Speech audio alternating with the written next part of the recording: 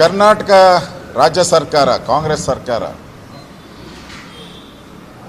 ಅವರು ಸರ್ಫ್ ಹಾಕಿ ಡೆಟಾಲ್ ಹಾಕಿ ತೊಳೆದ್ರೂ ಕೂಡ ಅವರ ಕಂತ್ರಿ ಬುದ್ಧಿ ಬಿಡೋಕ್ಕೆ ಸಾಧ್ಯನೇ ಇಲ್ಲ. ಆ ಪರಿಸ್ಥಿತಿ ಇದೆ. ಮೊನ್ನೆ ನಡೆದಂಥ ಕ್ಯಾಬಿನೆಟ್ಟಲ್ಲಿ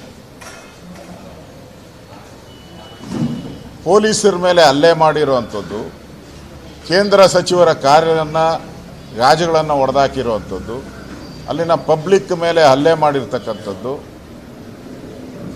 ದರ್ಗಾ ಹೆಸರಲ್ಲಿ ಕೋಮು ಗಲಭೆಯನ್ನು ನಿರ್ಮಾಣ ಮಾಡಿದಂಥ ವ್ಯಕ್ತಿಗಳ ಕೇಸನ್ನು ವಾಪಸ್ ತೆಗೆದಿರುವಂಥದ್ದು, ಕ್ರಿಮಿನಲ್ ಕೇಸ್ಗಳು, ಇದು ಅಕ್ಷಮ್ಯ ಅಪರಾಧ. ಹಿಂದೆ ಹಾಸನದಲ್ಲಿ ಈ ಪಾಪ್ಯುಲರ್ ಫ್ರಂಟ್ ಅವರ ಕೇಸ್ಗಳಿತ್ತು. ಸುಮಾರು 150ಕ್ಕೂ ಹೆಚ್ಚು ಜನರ ಮೇಲೆ ಕೇಸಿತ್ತು. ಆ ಕೇಸ್ಗಳೆಲ್ಲ ವಾಪಸ್ ತೆಗೆದ್ರಿ. ಮತ್ತೆ ಅವರು ಏನು ಮಾಡಿದ್ರು, ಕುಕ್ಕರ್ ಬ್ಲಾಸ್ಟ್ ಬಾಂಬ್ ಮಾಡಿದ್ರು ಮಂಗಳೂರಲ್ಲಿ. ಅಂದರೆ ಈ ಥರದ ವ್ಯಕ್ತಿಗಳನ್ನು ವಾಪಸ್ ತೆಗೆಯೋ ಮುಖಾಂತರ ವೋಟ್ ಬ್ಯಾಂಕ್ ಪಾಲಿಟಿಕ್ಸ್. ರಾಜ್ಯ ಸರ್ಕಾರ ಎಲ್ಲ ಸಮುದಾಯಗಳನ್ನು ಒಟ್ಟಿಗೆ ತಗೊಂಡೋಗಬೇಕು, ಕೆಲಸ ಮಾಡುವಂಥದ್ದು ರಾಜ್ಯ ಸರ್ಕಾರದ ಕರ್ತವ್ಯ, ಕಾನ್ಸ್ಟಿಟ್ಯೂಷನಲ್ ಡ್ಯೂಟಿ. ಓಟ್ ತಗೊಂಡಿರ್ತಾರೆ ಅವರು. ಆದರೆ ಈ ಸರ್ಕಾರ, ಸಿದ್ದರಾಮಯ್ಯನ ನೇತೃತ್ವ ಸರ್ಕಾರ ಮಾಡ್ತಾ ಇರುವಂಥದ್ದು ಈ ಸಂವಿಧಾನದ ವಿರೋಧಿ. ಏನು ಓಟ್ ತಗೊಂಡಿದ್ದಾರೆ ಸಂವಿಧಾನದ ಹೆಸರಲ್ಲಿ, ಅದರ ವಿರುದ್ಧವಾಗಿ ಕೆಲಸ ಮಾಡ್ತಾ ಇದ್ದಾರೆ. ಓಟ್ ಹಾಕಿದ್ರೆ ಸಾಕು, ನೀವು ಭಯೋತ್ಪಾದನಾ ಚಟುವಟಿಕೆನ ಮಾಡಿ, ಪೊಲೀಸರನ್ನ ಹೊಡೀರಿ, ಯಾರನ್ನ ಹೊಡೀರಿ, ನಾವು ನಿಮ್ಮ ಪರವಾಗಿರ್ತೀರಿ ಅನ್ನೋ ಒಂದು ಸಂದೇಶವನ್ನು ಕೊಟ್ಟಿದ್ದಾರೆ. ಇದು ಸಂವಿಧಾನ ವಿರೋಧಿ. ಈಗಾಗಲೇ ನಾವು BJP ಇದನ್ನು ವಿರೋಧ ಮಾಡಿದ್ದೀರಿ. ಈ ಥರ ಮಾಡೋದ್ರಿಂದ ಮುಂದಿನ ದಿನಗಳಲ್ಲಿ ದೇಶದ ಭದ್ರತೆಗೆ ಅಪಾಯ ಬರುತ್ತದೆ. ಯಾವ ರೀತಿ ಈಗ ಬಾಂಗ್ಲಾದೇಶದವರು ಭಾರತದೊಳಗೆ ನುಸುಳಿ ಇಲ್ಲಿ ವೋಟ್ ಬ್ಯಾಂಕ್ ಮಾಡಿಕೊಂಡು ಸರ್ಕಾರದ ಹಣವನ್ನು ಲೂಟಿ ಹೊಡಿತಾ ಇದ್ದಾರೆ ಮತ್ತು ದೇಶ ದ್ರೋಹಿ ಚಟುವಟಿಕೆಗಳು ಮಾಡ್ತಾ ಇದ್ದಾರೆ. ಇದು ಒಂದು ರೀತಿ ಅದೇ ರೀತಿ ಚಟುವಟಿಕೆ ಅಂತ ಅನಿಸುತ್ತೆ. ಅದರಿಂದ ಸರ್ಕಾರ ಕೂಡಲೇ ಈ ಆದೇಶವನ್ನು ವಾಪಸ್ ಪಡಿಬೇಕು. ಇಲ್ಲ ಅಂದರೆ ಮುಂದಿನ ದಿನಗಳಲ್ಲಿ ಇದರ ವಿರುದ್ಧ ನಾವು ಹೋರಾಟವನ್ನು ನಾವು ಮಾಡೋರಿದ್ದೀವಿ. ಹಿಜಾಬ್ ತೆಗೆದಿರೋದು ಕೂಡ ಮತ್ತೆ ಅದಕ್ಕೆ ವೋಟ್ ಬ್ಯಾಂಕ್ ಪಾಲಿಟಿಕ್ಸ್, ಮತ್ತೆ ಮುಸ್ಲಿಮರ ಓಲೈಕೆ. ದಾವಣಗೆರೆಯಲ್ಲಿ ಏನಾಯಿತು, ಮುಸ್ಲಿಮರು ವಿರೋಧ ಆಗಿದ್ದಾರೆ ಅಂಥೇಳಿ ಈಗ 800 ಕೋಟಿ ಅನುದಾನ, ಹಿಜಾಬ್ ವಾಪಸ್ ಪಡೆದಿರೋದು. ಕಲಬುರ್ಗಿ ತಾನೆ, ಕಲಬುರ್ಗಿ ಘಟನೆ ಕೇಸ್ ವಾಪಸ್ ತೆಗೆದಿರೋದು. ಒಂದರಿಂದ ಒಂದು ಬಂಪರ್ ಬಹುಮಾನಗಳನ್ನು ಕೊಡ್ತಾ ಇದ್ದಾರೆ ಅವರಿಗೆ. ಅಂದರೆ ಕ್ರಿಮಿನಲ್ ಕೇಸ್ ಇದ್ದರೂ ವಾಪಸ್ ತೆಗಿತಾರೆ. ರೈತರ ತೆಗೆದಿದ್ದಾರೆ, ನಮ್ಮದೇನು ವಿರೋಧ ಇಲ್ಲ. ಅವ್ರು ಯಾರಿಗೂ ಹೋರಾಟ ಮಾಡಿದ್ರು, ಜನಗಳಿಗೋಸ್ಕರ ಹೋರಾಟ ಮಾಡಿದ್ರು. ಕನ್ನಡ ಚಳವಳಿ ತೆಗೆದಿದ್ದಾರೆ, ಅವರು ಕನ್ನಡಕ್ಕೋಸ್ಕರ ಹೋರಾಟ ಮಾಡಿದ್ರು. ಇವ್ರು ಯಾರಿಗೂ ಹೋರಾಟ ಮಾಡಿದ್ದಾರೆ? ಯಾರ ಪರವಾಗಿ ಹೋರಾಟ ಮಾಡಿದ್ದಾರೆ ಇವರು? ಕೋಮು ಗಲಭೆಯನ್ನು ಮಾಡೋವಂಥದ್ದಕ್ಕೆ ಪ್ರಚೋದನೆ ಕೊಡುವಂಥವ್ರು, ಕಲ್ತೂರಾಟ ಮಾಡೋರು, ಪೊಲೀಸವ್ರು ನೋಡಿಯೋರು ಈ ಥರ ಮಾಡಿದ್ರೆ ಇದು ರಾಜ್ಯದ ಬಹುಸಂಖ್ಯಾತರಿಗೆ ದ್ರೋಹ ಬಗ್ದಂಗೆ. ಓಕೆನಾ? ಅದು ಬಿಟ್ಬಿಡಪ್ಪ, ಇದಾಯ್ತು, ಇದು ಓಕೆನಾ? ಓಕೆನಾ ಅಂದೆ, ಇದು ಮುಗೀತಾ? ಆನೇಕಲ್ಲಲ್ಲಿ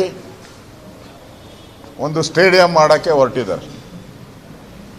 ಅದು ರೈತರ ವಿರೋಧದ ನಡುವೆ, ಪರಿಸರವಾದಿಗಳ ವಿರೋಧದ ನಡುವೆ. ಈಗಾಗಲೇ ಬೆಂಗಳೂರಲ್ಲಿರುವ ಕ್ರಿಕೆಟ್ ಸ್ಟೇಡಿಯಮ್ಮೇ ವರ್ಷಕ್ಕೆ 4 ಸರಿ ಬಾಗಿಲು ತೆಗಿತೈತೆ. 365 ದಿನದಲ್ಲಿ 360 ದಿನ ಬಾಗಿಲು ಮುಚ್ಕೊಂಡಿರ್ತದೆ. ಇನ್ನು 5 ದಿನ ಮಾತ್ರ ಮ್ಯಾಚ್ಗಳು ನಡೆಯುವಂಥದ್ದು. ಮತ್ತೊಂದು ಸ್ಟೇಡಿಯಂ ಮಾಡಿ ಯಾವ ಪುರುಷಾರ್ಥಕ್ಕೆ ಮಾಡ್ತಾ ಇದ್ದೀರಾ? ಒಳ್ಳೆ ಕಮಿಷನ್ ಬರ್ತಾ ಇದೆ ಅಂತ ಮಾಡ್ತಾ ಇದ್ದೀರಾ? ಇಲ್ಲ ಅಲ್ಲೇನಾದರೂ ಜಮೀನುಗಳು ಇಟ್ಕೊಂಡಿದ್ದೀರಾ ನೀವು ಯಾರಾದರೂ?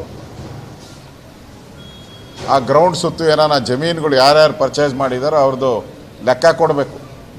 ಅದು ಸುತ್ತೂ ಇರೋ ಜಮೀನು ಯಾರ್ಯಾರು ತೆಗೆದಿದ್ದಾರೆ, ಎಷ್ಟೆಷ್ಟು ಎಕರೆಗಳಿದೆ, ಅದರ ಬೆಲೆ ಜಾಸ್ತಿ ಮಾಡ್ಕೊಳಕ್ಕೆ ಮಾಡ್ತಾ ಇದ್ದೀರಾ. ಯಾರು ಕೇಳಿದ್ರು? ಆನೆಕಲ್ಲಿನ ಯಾರಾದರೂ ಬಂದು ಸ್ಪೋರ್ಟ್ಸ್ಮೆನ್ ಯಾರಾದರೂ ಸ್ಪೋರ್ಟ್ಸ್ಮೆನ್ ಬಂದು ಕ್ರಿಕೆಟ್ ಆಟಗಾರ ಬಂದು ಇಲ್ಲಿ ಆನೆಕಲ್ಲಲ್ಲಿ ಮಾಡಿ ಅಂತ ಏನಾನ ಕೇಳಿದ್ರಾ? ಕೇಳಿಲ್ಲ. ನೀವು ಏಕಾಏಕಿ ಮಾಡಿದ್ದೀರಾ ಅಂದರೆ ಇದು ದುಡ್ಡು ಹೊಡೆಯೋ ಸ್ಕೀಮು, ರೈತ ವಿರೋಧಿ ಸ್ಕೀಮು. ಇದು ನೀವು ದುಡ್ಡು ಮಾಡೋಕ್ಕೆ ಮಾಡಿರೋ ಸ್ಕೀಮ್ ಅಷ್ಟೇ. ಇದರಿಂದ ಕ್ರೀಡಾಪಟುಗಳಿಗೆ ಏನು ಉಪಯೋಗ ಆಗಲ್ಲ. ನಾವು ಕ್ರಿಕೆಟ್ ಸ್ಟೇಡಿಯಂ ಏನಿದೆ ಬೆಂಗಳೂರಲ್ಲಿ, ಅದನ್ನು ಸ್ಯಾಂಕ್ಷನ್ ಮಾಡಿದಾಗ ಅದಕ್ಕೆ ಅನುಮತಿ ಕೊಟ್ಟಿರೋದು ಇಲ್ಲಿ ಕ್ರಿಕೆಟ್ ಪ್ಲೇಯರ್ಸ್ಗೆ ಟ್ರೈನಿಂಗ್ ಕೊಡಬೇಕು, ಹೊಸ ಹೊಸ ಆಟಗಾರರಿಗೆ ಉತ್ತೇಜನ ಕೊಡಬೇಕು ಅಂತ ಮಾಡಿದ್ದು. ನನ್ನ ಮಾಹಿತಿ ಪ್ರಕಾರ ಅಲ್ಲಿ ಯಾವುದೇ ಕ್ರಿಕೆಟ್ ಕಲಿಯುವಂಥವ್ರಿಗೆ ಎಂಟ್ರಿನೇ ಇಲ್ಲ. ಅಲ್ಲಿ ಕ್ರಿಕೆಟ್ ಕಲಿಯೋರಿಗೆ ಎಂಟ್ರಿ ಇಲ್ಲ. ಓನ್ಲಿ IPL ದುಡ್ಡು ಬರೋದು, ಕೋಟಿ ಕೋಟಿ ದುಡ್ಡು ಬರೋವಂಥ ಸ್ಕೀಮ್ಗಳಿಗೆ ಮಾತ್ರ ಅವಕಾಶ ಇದೆ ಅಷ್ಟೆ.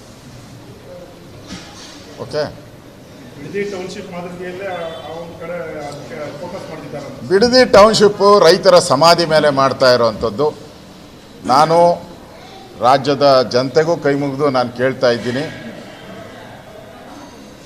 ನಾನು ನಿನ್ನೆ ಆನೆಕಲ್ಲಿಗೂ ಹೋಗಿದ್ದೆ. ಎಲ್ಲಿ ಅವರು ಸ್ಟೇಡಿಯಂ ಮಾಡ್ತಾ ಇದ್ದಾರಲ್ಲ, ಅಲ್ಲಿ ನಾನು ಹೋಗಿ ಬಂದಿದ್ದೀನಿ. ನೆನ್ನೆ ಅಲ್ಲಿ 1996ನೇ ಇಸ್ವಿಯಲ್ಲಿ ಈ ಲೇಔಟ್ ಮಾಡಿರೋದು. ಯಾವುದು? ಆನೆಕಲ್ದು ಸೂರ್ಯ ಸಿಟಿ ಫೇಸ್ 1, ಫೇಸ್ 2, ಫೇಸ್ 3 ಮನೆ ತೋರಿಸ್ಬಿಟ್ರಿ. ಒಂದು 10 ಮನೆ ತೋರಿಸ್ಬಿಟ್ರಿ. ಮನೆನೇ ಕಟ್ಟಿಲ್ಲ ಯಾರು. 99% ಯಾರು ಮನೆನೇ ಕಟ್ಟಿಲ್ಲ. 96ನೇ ಇಸ್ವಿ ಎಷ್ಟು ವರ್ಷ ಆಯಿತು? 20 ವರ್ಷ ಮೇಲಾಯಿತು. 20 ವರ್ಷ ಆದರೂ ಕೂಡ ಯಾರು ಮನೆನೇ ಕಟ್ಟಿಲ್ಲ. ಸೈಟ್ಗಳು ಖಾಲಿ ಎಲ್ಲ. 30 ವರ್ಷ 30 ವರ್ಷ ಆಗೈತೆ. ಎಲ್ಲ ಮಾರಾಟ ಅಂದರೆ ಸೈಟ್ಗಳನ್ನು ಲಾಭಕ್ಕೆ ಮಾರಾಟ ಮಾಡ್ಕೊಳಕ್ಕೆ ಅಲಾಟ್ ಮಾಡ್ಕೊಂಡಿದ್ದಾರೆ. ನಾವು BDA ಇರ್ಬೋದು, ಹೌಸಿಂಗ್ ಬೋರ್ಡ್ ಇರ್ಬೋದು, ಯಾರು ಕೊಡೋದು?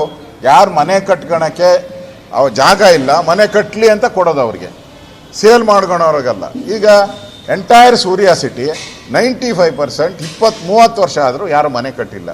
ಈಗ ನೀವು ಬಿಡದಿ ಮಾಡೋಕ್ಕೆ ಹೋಗಿದ್ದೀರಾ, ಯಾರು ಮನೆ ಕಟ್ತಾರಪ್ಪ ಬಿಡದಿಯಲ್ಲಿ ಹೇಳಿ? ಅದು ರಿಯಲ್ ಎಸ್ಟೇಟೇ. ಅಲ್ಲಿ ಯಾಕೆ ಬಿಡದಿ ಅನ್ನ ಸೆಲೆಕ್ಟ್ ಮಾಡಿದ್ದಾರೆ DK ಶಿವಕುಮಾರ್ ಅಂದರೆ, ಅಲ್ಲಿ ಚಿನ್ನದ ಗಣಿ ಇದೆ.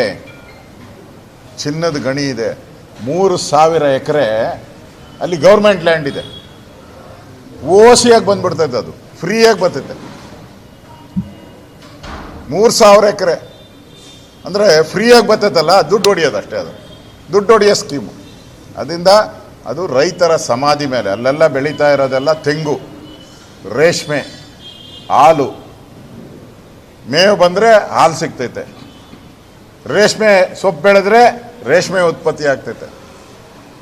ನೀವು ಸುಮಾರು 8-10 ಸಾವಿರ ಎಕರೆ ಅಲ್ಲಿ ಮಾಡ್ತಾ ಇದ್ದೀರಲ್ಲ, ಅದು ರೈತರ ಸಮಾಧಿ ಮೇಲೆ ಮಾಡ್ತಾ ಇರೋವಂಥ ಒಂದು ಕೆಲಸ. ಇದು ಕೂಡಲೇ ರದ್ದಾಗಬೇಕು. ನಾವು ಈಗಾಗಲೇ ಹೇಳಿದ್ದೀರಿ, ನಮ್ಮ ಸರ್ಕಾರ ಆ ಯೋಜನೆಯನ್ನು ಕೈ ಬಿಟ್ಟಿದ್ದೀರಿ ಅಂತ. ನಾವು BJP ಸರ್ಕಾರ ಅಧಿಕಾರದಾಗಿದ್ದಾಗ ನಾವು ಕೈ ಬಿಟ್ಟಿದ್ದೀರಿ ಅಂತ ನಾವು ಘೋಷಣೆಯನ್ನು ಮಾಡಿದ್ದೀವಿ. ಇವರು ಕೂಡ ನಾವು ಕೈ ಬಿಟ್ಟಿದ್ದೀರಿ ಅಂತ ಘೋಷಣೆ ಮಾಡಲಿ. ಇವರೇನು ಡಿನೋಟಿಫಿಕೇಷನ್ ಮಾಡೋದೇನು ಅವಶ್ಯಕತೆ ಇಲ್ಲ, ನೋಡೋಣ ಆಮೇಲೆ. ಫಸ್ಟು ಕೈ ಬಿಟ್ಟಿದ್ದೀರಿ ಅಂತ ಅನೌನ್ಸ್ ಮಾಡಿ. ಇಲ್ಲ ಅಂದರೆ ರೈತರ ಶಾಪ ತಟ್ಟಿದ್ರೆ ಈ ಸರ್ಕಾರ ಮುಂದಿನ ಚುನಾವಣೆಯಲ್ಲಿ ಡಿಪಾಸಿಟ್ 20 ಸೀಟು ಗೆಲ್ಲಲ್ಲ. ಕರ್ನಾಟಕದಲ್ಲಿ 20 ಸೀಟು ಗೆಲ್ಲಲ್ಲ. ಆ ಪರಿಸ್ಥಿತಿ ಬರ್ತದೆ. ಅದೆಲ್ಲ ಪ್ರಾಯೋಜಿತ. ಅದರಲ್ಲಿ DK ಶಿವಕುಮಾರ್ ಎಕ್ಸ್ಪರ್ಟ್. ಅವರೇ ಎಲ್ಲ ಪಂಚೆ ಉಡಿಸಿ ಹಸಿರು ಶಾಲೆ ಹಾಕ್ಕೊಂಡು ಎಲ್ಲ ರೆಡಿ ಮಾಡಿ ಕರ್ಕೊಂಬಂದು ನಿಲ್ಲಿಸಿರ್ತಾರೆ. ಅವರು ಯಾರು ಬೆಂಗಳೂರಿಂದ ಹೋಗಿ ಅಲ್ಲಿ ಮಾರಾಟಕ್ಕೋಸ್ಕರ ಜಮೀನು ತಗೊಂಡಿದ್ರು ಅವರು ಬಂದಿರೋದು. ಒರಿಜಿನಲ್ ರೈತರಲ್ಲ, ಅಲ್ಲಿರೋ ರೈತರು ಅಲ್ಲೇ ಧರಣಿ ಕೂತಿದ್ದಾರೆ ಅಷ್ಟೇ. ಅವ್ರ್ಯಾರು ಬಂದಿಲ್ಲ. ಇದು ಮತ್ತೊಂದು ರಿಯಲ್ ಎಸ್ಟೇಟ್ ಅಷ್ಟೇ. ಈ ಖಾಲಿ ಈಗ ಬೆಂಗಳೂರಲ್ಲಿ ಎಲ್ಲ ಸೊಸೈಟಿಗಳು, BDA, ಹೌಸಿಂಗ್ ಬೋರ್ಡ್ ಮಾರಿರೋದೇ ಸುಮಾರು 10 ಲಕ್ಷ ಸೈಟ್ ಖಾಲಿ ಇದೆ. 7 ಲಕ್ಷ ಫ್ಲ್ಯಾಟ್ ಖಾಲಿ ಇದೆ ಬೆಂಗಳೂರಲ್ಲಿ. ಇಷ್ಟು ತುಂಬಲಿ ಫಸ್ಟು, ಇದೇ ತುಂಬಿಲ್ಲ. ಈಗ ಅಲ್ಲಿ ಬಿಡದಿಯಲ್ಲಿ ಹೋಗಿ ಏನು ಮಾಡ್ತೀರಾ? ಅಲ್ಲೊಂದು 30,000 20,000 ಸೈಟ್ ಮಾಡಿಬಿಟ್ಟು ಅದು ಹಂಗೆ ಖಾಲಿ ರಿಯಲ್ ಎಸ್ಟೇಟ್ ಅಷ್ಟೇ. ಅಂದರೆ ಇವಾಗ ಬೆಳೆ ಬೆಳೀತಾ ಇದ್ದಾರೆ, ಬೆಳೆ ಬೆಳಿಬಾರ್ದು ಅಷ್ಟೇ. ಈಗ ಸೂರ್ಯ ಸಿಟಿಯಲ್ಲೆಲ್ಲ ಯಾರು ಬೆಳೆ ಬೆಳೆಯೋಂಗಿಲ್ಲ. 30 ವರ್ಷ ಆಯಿತು. 30 ವರ್ಷದಿಂದ ಎಷ್ಟು ಬೆಳೆ ಬೆಳೀತಾ ಇದ್ರು, ನಾಶ ಆಗೋಯ್ತು. ಅದರಿಂದ ಸರ್ಕಾರ ಲೇಔಟ್ ಮಾಡಬೇಕಾದ್ರೆ ಇವಾಗ ಕಟ್ಟಿರೋಂಥ ಎಷ್ಟು ಫ್ಲ್ಯಾಟ್ಗಳು ಖಾಲಿ ಇದೆ, ಎಷ್ಟು ಸರ್ಕಾರ ಮತ್ತು ಪ್ರೈವೇಟ್ ಸೊಸೈಟಿಗಳು ಮಾಡಿರೋಂಥ ಸೈಟ್ಗಳು ಖಾಲಿ ಇದೆ, ಅವಶ್ಯಕತೆ ಇದೆಯಾ, ಅದನ್ನು ಸರ್ವೆ ಮಾಡಿ ಲೇಔಟ್ಗಳು ಮಾಡಬೇಕು. ಅದು ಬಿಟ್ಬಿಟ್ಟು ರಿಯಲ್ ಎಸ್ಟೇಟ್ ದುಡ್ಡು ಸಿಗುತ್ತೆ, ಟೆಂಡರ್ ಕರೆದು ಮಣ್ಣು ಎತ್ತಾಕೋಕ್ಕೆ, ಮೋರಿ ಮಾಡೋಕ್ಕೆ, ದುಡ್ಡು ಹೊಡಿಯೋಕ್ಕೆ ಮಾಡ್ತಾ ಇರೋವಂಥ ಒಂದು ಸ್ಕೀಮ್ ಅಷ್ಟೇ ಇದು.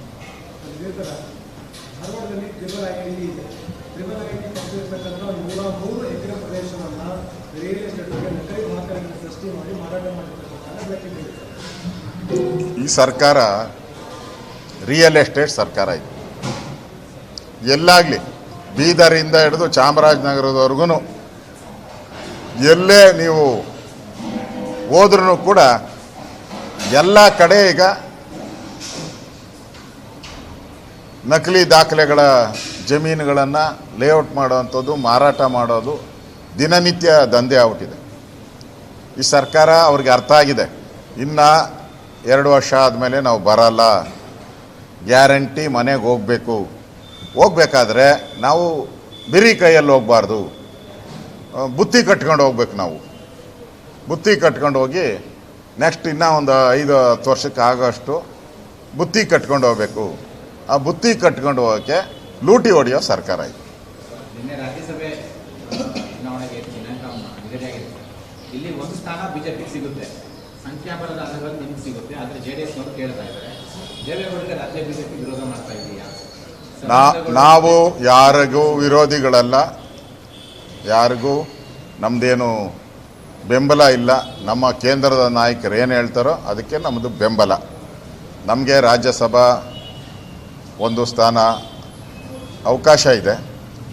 ಅದನ್ನು ಯಾರು ಕೊಡಬೇಕು ಅಂತೇಳಿ ನಮ್ಮ ಕೋರ್ ಕಮಿಟಿ, ರಾಜ್ಯದ ಕೋರ್ ಕಮಿಟಿ ಇದೆ. ಅದೇ ರೀತಿ ಡೆಲ್ಲಿಯ ನಮ್ಮ ರಾಷ್ಟ್ರೀಯ ಸಂಸದೀಯ ಮಂಡಳಿ ಇದೆ, ನಮ್ಮ ರಾಷ್ಟ್ರೀಯ ಅಧ್ಯಕ್ಷರಿದ್ದಾರೆ. ಅವರು ತೀರ್ಮಾನ ಮಾಡ್ತಾರೆ. ಇದು ರಾಜಕೀಯವಾಗಿ ನಾವು ಯಾವ ನಡೆಯನ್ನು ಮಾಡಬೇಕು ಅನ್ನೋದು ತೀರ್ಮಾನ ಮಾಡ್ತಾರೆ. ಗೊಂದಲ ಏನೂ ಇಲ್ಲ. ನಮ್ಮನ್ನು ಯಾರೂ ಬಂದು ಕೇಳಿಲ್ಲ, ಯಾರೂ ನಮ್ಮನ್ನೇನು ಕೇಳಿಲ್ಲ, ನಾವು ಯಾರನ್ನೂ ಕೇಳಿಲ್ಲ. ನಾವು ನಮ್ಮ ಕೇಂದ್ರದ ನಾಯಕರ ಮೇಲೆ ಬಿಟ್ಟಿದ್ದೀರಿ. ಅವ್ರು ಯಾರಿಗೆ ತೀರ್ಮಾನ ಮಾಡ್ತಾರೋ ಅವ್ರಿಗೆ ನಾವೆಲ್ಲರೂ ಕೂಡ ವೋಟ್ ಹಾಕಿ ಗೆಲ್ಲಿಸ್ತೀರಿ. ಪಾರ್ಟಿಗೆ ಒಳ್ಳೇದಾಗಬೇಕು ಅಷ್ಟೇ. ಇಲ್ಲ, ಇದ್ರ ಬಗ್ಗೆ ಯಾವುದೇ ರೀತಿ ರಾಜ್ಯದ ನಾಯಕತ್ವದ ಜೊತೆ ಯಾವುದೇ ರೀತಿ ಚರ್ಚೆ ಆಗಿಲ್ಲ.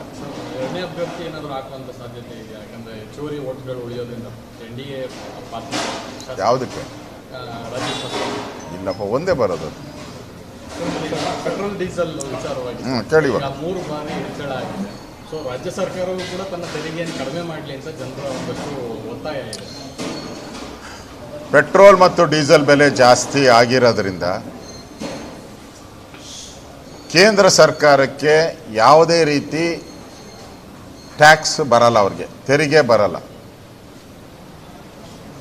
ಒಂದು ನಯಾ ಪೈಸನೂ ಕೂಡ ಈ ಏರಿಕೆಯಿಂದ ಕೇಂದ್ರ ಸರ್ಕಾರದ ಖಜಾನೆಗೆ ಯಾವುದೇ ರೀತಿ ತೆರಿಗೆ ಬರಲ್ಲ. ಆದರೆ ರಾಜ್ಯ ಸರ್ಕಾರಕ್ಕೆ ಇದರಿಂದ ನನಗಿರೋಂಥ ಮಾಹಿತಿ ಪ್ರಕಾರ 6,000ದಿಂದ 7,000 ಕೋಟಿ ವರ್ಷಕ್ಕೆ ಆದಾಯ ಬರುತ್ತೆ.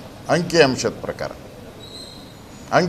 ಪ್ರಕಾರ ನನಗನ್ಸೋ ಪ್ರಕಾರ 1 ಲೀಟ್ರಿಗೆ ₹1.60 ಏನೋ ಜಾಸ್ತಿ ಸಿಗ್ಬೋದು ಅಂತ ನನಗಿರೋಂಥ ಮಾಹಿತಿ. ಅದನ್ನು ಕಾಂಗ್ರೆಸ್ ಸರ್ಕಾರಕ್ಕೆ ಏನಾದರೂ ಜನಗಳ ಬಗ್ಗೆ ಗೌರವ ಇದ್ದರೆ, ಕಾಂಗ್ರೆಸ್ ಪಾರ್ಟಿಗೆ ಮಾನ ಮರ್ಯಾದೆ ಇದ್ದರೆ, ನಮ್ಗೆ ನೋಡಪ್ಪ ಈ 6,000 ಕೋಟಿ ಬರ್ತಾ ಇದೆ, ನಾವು ಬಿಡೋಕ್ಕೆ ತಯಾರಿದ್ದೀರಿ ಅನ್ನೋ ಮಾತನ್ನು ಹೇಳಿದ್ರೆ ಅವರು ಜನರ ಪರ ಅಂತ ಹೇಳ್ತಾರೆ. ಇಲ್ಲ ಅಂದರೆ ಕೇಂದ್ರ ಸರ್ಕಾರ ರೈಸ್ ಮಾಡಿದೆ ಅಂತ ಹೇಳಿದ್ರೆ ಕೇಂದ್ರ ಸರ್ಕಾರಕ್ಕೆ ಏನು ಬರುತ್ತೆ ಇದರಿಂದ? ಹಣ ಏನು ಬರಲ್ಲ. ಆಯಿಲ್ ಕಂಪನಿ ಅವರು ರೈಸ್ ಮಾಡಿರೋದು. ಅಂತಾರಾಷ್ಟ್ರೀಯ ಮಟ್ಟದಲ್ಲಿ ಯುದ್ಧ ನಡೀತಾ ಇದೆ. ಯುದ್ಧದಿಂದ ನಮ್ಮ ಸಿಂಗಾಪುರ ಪ್ರಧಾನಿನೂ ಹೇಳಿದ್ದಾರೆ, ಮುಂದಿನ 2-3 ವರ್ಷ ಇಡೀ ದೇಶ ನಾವು ತ್ಯಾಗವನ್ನು ಮಾಡಬೇಕು ಅಂತ ಸಿಂಗಪುರದ ಪ್ರಧಾನಿ ಆ ದೇಶಕ್ಕೆ ಕೊಟ್ಟಿದ್ದಾರೆ. ಎಲ್ಲ ದೇಶದವರು ಕೊಡ್ತಾ ಇದ್ದಾರೆ.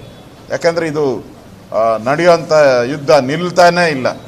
ಇವತ್ತು ನಿಲ್ಲುತ್ತೆ, ನಾಳೆ ಶುರುವಾಗುತ್ತೆ, ನಾಳೆ ನಿಲ್ಲುತ್ತೆ, ಇವತ್ತು ಶುರುವಾಗ್ತದೆ. ಅದರಿಂದ ಇವತ್ತು ಖ್ಯಾತ ಚಿತ್ರನಟ ಕಮಲ್ ಹಾಸನ್, ಡಿ ಎಂ ಕೆಯ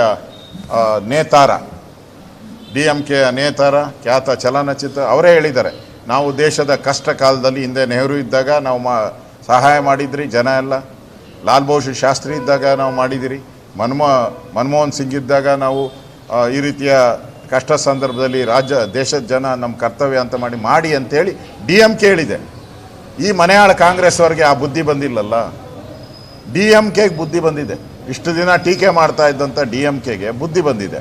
ಇಲ್ಲಿರೋ ಕಾಂಗ್ರೆಸ್ ಅವ್ರಿಗೆ ಬುದ್ಧಿ ಬಂದಿಲ್ಲ ಅಂದರೆ ಇವರು ಯಾರ ಪರ ಇದ್ದಾರೆ?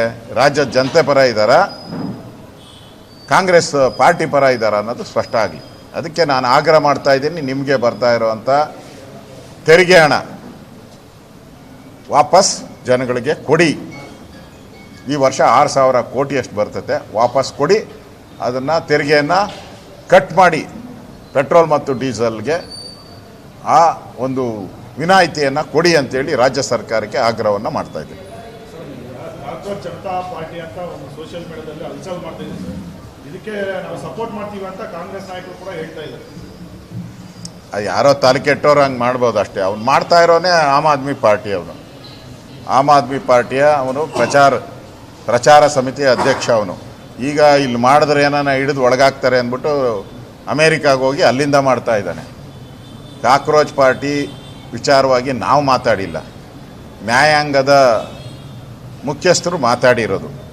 ನ್ಯಾಯಾಂಗ, ಇಡೀ ದೇಶ ನ್ಯಾಯಾಂಗದ ಬಗ್ಗೆ ಗೌರವ ಕೊಡ್ತೀರಿ, ನಾವೆಲ್ಲರೂ ಕೂಡ ಕೊಡಬೇಕು. ಕಾಂಗ್ರೆಸ್ ಪಾರ್ಟಿಯವರು ಕೊಡಬೇಕು. ವಿರುದ್ಧ ಮಾತಾಡ್ತಾ ಇದ್ದೀರಿ ಅಂತ ಹೇಳಿದ್ರೆ ಅಂದರೆ ನ್ಯಾಯಾಂಗದ ವಿರುದ್ಧವಾಗಿ ಮಾತಾಡ್ತಾ ಇದ್ದಾರೆ ಕಾಂಗ್ರೆಸ್ ಪಾರ್ಟಿ. ಅದರಿಂದ ಈಗಾಗಲೇ ಅದನ್ನು ಬರ್ತಾ ಇದೆ ಸೋಷಿಯಲ್ ಮೀಡಿಯಾದಲ್ಲಿ, ಕಾಕ್ರೋಚ್ ಪಾರ್ಟಿದು ಬರ್ತಾ ಇದೆ. ಅದೇ ರೀತಿ ಕಾಕ್ರೋಚನ್ನು ಸಾಯಿಸೋ ಪಾರ್ಟಿ ಯಾವುದಪ್ಪ ಅದು?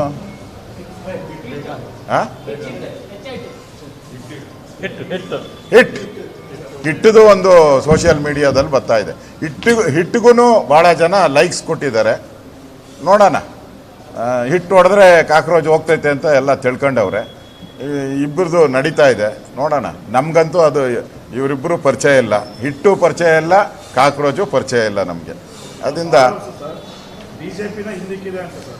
ಅಯ್ಯೋ, ಆಮ್ ಆದ್ಮಿದು ಅಲ್ವಾ? ಆಮ್ ಆದ್ಮಿ ಎಲ್ಲೆಲ್ಲಿ ಯಾರ್ಯಾರು ಇದ್ದಾರೋ ಅವರೆಲ್ಲರೂ ಕೂಡ ಅದಕ್ಕೆ ಜಾಯ್ನ್ ಆಗಿದ್ದಾರೆ. ಆಮ್ ಆದ್ಮಿಯವರು, ಈ ಕಾಂಗ್ರೆಸ್ ಅವರು ಇದ್ದಾರಲ್ಲ, ಅದಕ್ಕೋಸ್ಕರ ಕೆಲಸ ಕಾರ್ಯ ಬಿಟ್ಟು ಅಭಿವೃದ್ಧಿ ಮಾಡದೆ, ರಾಜ್ಯದ ಅಭಿವೃದ್ಧಿ ಮಾಡದೆ ಕೈ ಕಟ್ಟಂಡು ಮನೆ ಕೂತಿದ್ದಾರಲ್ಲ, ಅವ್ರಿಗೂ ಕೆಲಸ ಇಲ್ಲ, ಅವರು ಸೇರ್ಕೊಂಡಿದ್ದಾರೆ ಅಷ್ಟೇ. ಅದರಿಂದ ಇದು ಆಮ್ ಆದ್ಮಿ ಕಾಂಗ್ರೆಸ್ಸಿನ ಒಂದು ಕುತಂತ್ರದ ಕಾಕ್ರೋಚ್ ಇದು. ಇಲ್ಲಿ ಒಂದು ಕಾಕ್ರೋಚ್ ಅಲ್ಲ, 2 ಕಾಕ್ರೋಚ್ ಇದೆ. ಒಂದು ಕಾಂಗ್ರೆಸ್ಸು, ಒಂದು ಆಮ್ ಆದ್ಮಿ. 2 ಕಾಕ್ರೋಚ್ ಪಾರ್ಟಿ ಇದು, ಜನತಾ ಅಲ್ಲ, 2 ಕಾಕ್ರೋಚ್ ಪಾರ್ಟಿ.